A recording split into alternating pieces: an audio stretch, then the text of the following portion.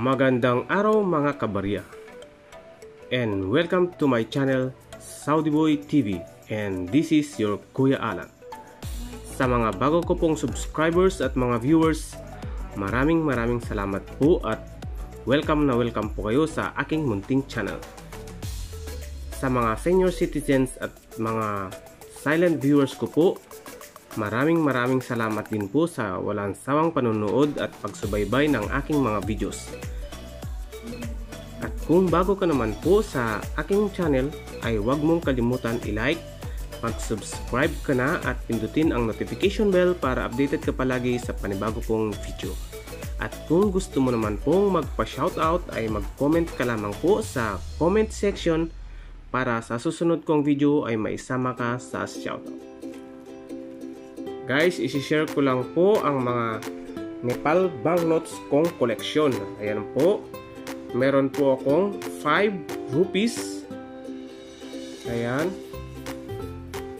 Ayan po, 5 rupees. Meron po akong 10 rupees. Ayan. Nepal Rasta Bank. Ayan. At saka 20 rupees. Ayan po siya. 20 rupees. 50 rupees. Yan, puro hayop po ang nasa portrait niya. At saka bundok ng Nepal. Ayan po. 100 rupees. Rhino. At saka sa kabila niya, yung Mount Everest. Ayan po. 100 rupees. At ang last po ay yung 500 rupees. Ayan po, may tiger. At saka yung Mount Everest. Ayan lang po ang aking mga Nepal banknotes na koleksyon. Guys, ang tatalakayin po natin ngayon ay itong 10 centavo na may tuong 1935 na may mint mark na M. Manila po. Ayan. Meron po akong dalawa dito, 10 centavos. Ito po ay 1908S. Ayan, maganda po yung kondisyon. At saka 1935M. Manila Mint. Ayan po.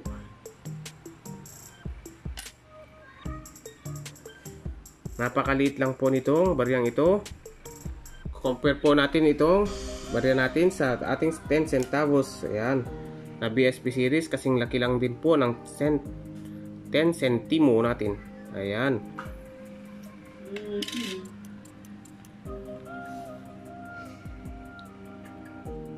Narito po ang features nito.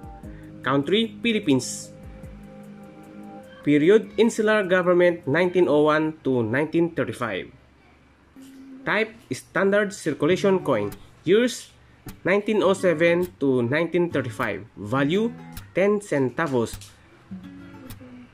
Currency, piso. Composition, silver, 0.750 po. Weight, 2 grams. I-check po natin kung 2 grams nga ang timbang nito.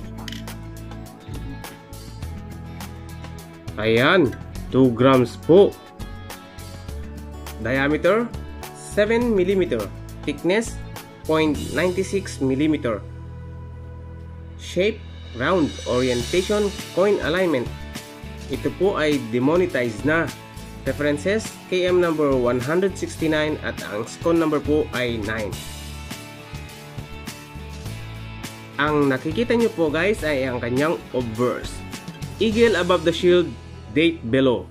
Lettering, United States of America, 1935. At ngayon guys ay dadako na tayo sa kanyang reverse.